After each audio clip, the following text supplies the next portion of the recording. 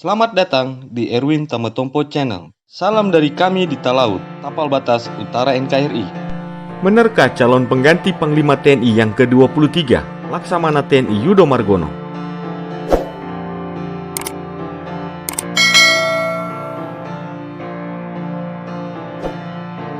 Panglima TNI Laksamana Yudo Margono bakal mengakhiri masa kedinasan militer pada akhir tahun 2023. Presiden Joko Widodo harus menunjuk Panglima lagi pengganti Panglima TNI saat ini. Ketika Yudo Margono pensiun, maka Kepala Staf TNI Angkatan Darat yakni Jenderal Dudung Abdul Rahman juga akan memasuki masa purna tugas. Adapun Kepala Staf TNI Angkatan Udara yakni Marsikal Fajar Prasetyo, beliau akan mengakhiri masa pengabdian militer pada bulan April tahun 2024. Hanya Kepala Staf TNI Angkatan Laut yakni Laksamana Muhammad Ali yang masih bertugas, yaitu sampai dengan April tahun 2025. Untuk Kepala Staf TNI Angkatan Laut, yakni Laksamana Muhammad Ali, hal itu jelas wajar, mengingat beliau baru dilantik pada akhir tahun 2022 menggantikan Laksamana TNI Yudo Margono. Dengan komposisi seperti itu, maka pengganti Yudo Margono jelas bukan berasal dari matra laut ataupun berasal dari matra udara. Sehingga jika dikomparasikan metode perimbangan kekuatan matra dan pergiliran jabatan, maka seharusnya Panglima TNI berikutnya dijabat oleh perwira tinggi dari TNI Angkatan Darat. Hingga kini, ada dua nama Letnan Jenderal TNI yang memiliki karir cemerlang di TNI Angkatan Darat. Keduanya adalah Wakil Kepala Staf TNI Angkatan Darat saat ini, yakni Letnan Jenderal TNI Agus Subianto, dan Panglima Kostrat, yakni Letnan Jenderal TNI Maruli Simajuntak. Keduanya jelas digadang-gadang bakal menggantikan Jenderal TNI Dudung Abdul Rahman sebagai TNI AD1.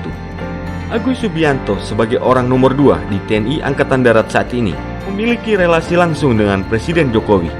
Ketika Jokowi masih menjabat sebagai Wali Kota Solo, Agus Subianto menjadi Komandan Kodim 0735 Surakarta di tahun 2009 sampai 2011. Karirnya pun mulai bersinar ketika ditunjuk menjadi Komandan Korem atau Danrem 061 Surya Kencana di tahun 2020. Agus Subianto harus memastikan keamanan Istana Bogor yang menjadi tempat tinggal bagi Jokowi saat beristirahat selama menjadi Presiden yang ke-7 Republik Indonesia.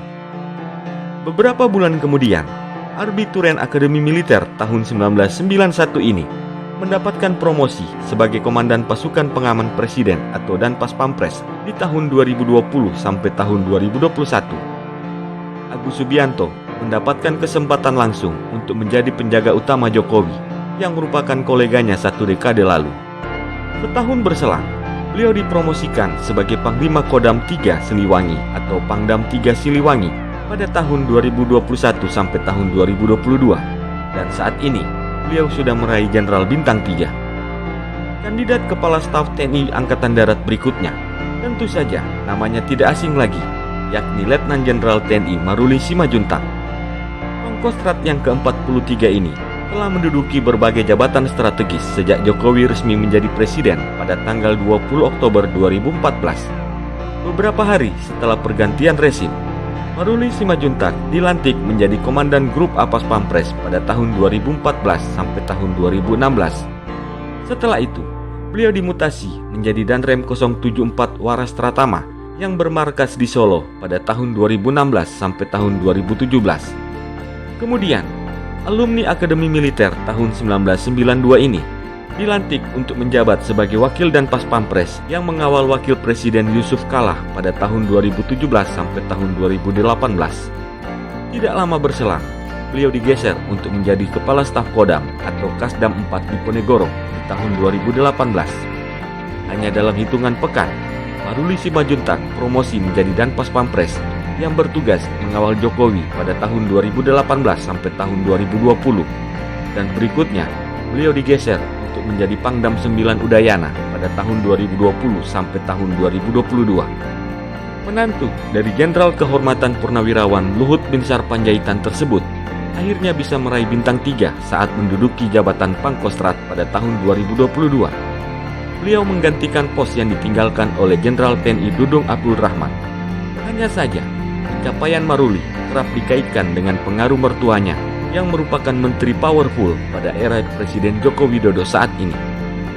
Uniknya, Dalam kesempatan wawancara dengan media, Maruli Simanjuntak tidak memungkiri hubungan dengan mertuanya.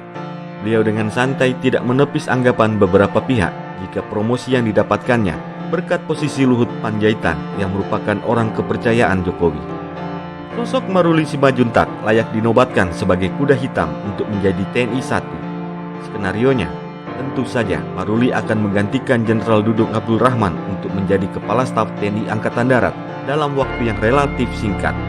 Bisa saja masa dinas Dudung diperpendek 1 bulan, sehingga pergantian Kepala Staf TNI Angkatan Darat bisa berlangsung pada bulan Oktober tahun 2023.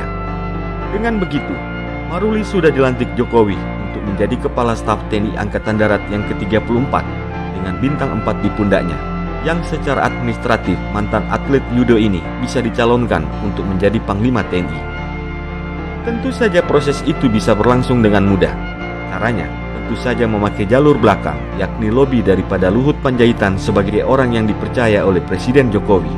Dengan begitu, Maruli dapat menjadi Panglima TNI paling lambat pada akhir bulan November pada tahun 2023. Sehingga akan dilanjutkan dengan memegang tongkat komando untuk memimpin TNI pada pengamanan Presiden atau Pilpres tahun 2024. Lalu kemudian bagaimana dengan Agus Subianto? Meski secara relasi memiliki kedekatan dengan Presiden Jokowi, namun secara politik, Agus Subianto kalah 1 langkah dengan Maruli Simanjuntak. Jika langkah Maruli Simanjuntak menjadi Panglima TNI seperti yang diprediksikan, maka Letnan Jenderal TNI Agus Subianto diprediksikan akan menjadi Kepala Staf TNI Angkatan Darat yang ke-35. Dengan komposisi seperti itu, maka lingkaran kekuasaan sudah menemukan win-win solution, yakni Jokowi dapat mengakomodasi kepentingan Luhut dan ia pun menempatkan mantan koleganya di puncak posisi TNI Angkatan Darat. Presiden Jokowi pun diperkirakan bisa mengontrol keamanan jalannya pengamanan pemilu 2024 dengan tenang. Pasalnya, Kapolri Jenderal TNI Listio Sigit Prabowo juga pernah menjadi ajudannya. Secara kalkulasi, Jenderal Listio Sigit Prabowo juga menjadi perpanjangan tangan dari Presiden Jokowi. Sehingga jika sosok Panglima TNI, Kepala Staf TNI Angkatan Darat, dan Kapolri benar-benar merupakan orang yang sudah dipercaya, maka gangguan dalam pelaksanaan pesta demokrasi bisa diminimalisir. Dengan dinamika seperti itu, maka dapat dikatakan jika analisis ini bakal terwujud cepat atau lambat, karir Maruli Simanjuntak pun diperkirakan akan bersinar. Meski begitu, bukan hal pertama bagi seseorang yang menapaki puncak tertinggi di organisasi yang memiliki relasi dengan penguasa.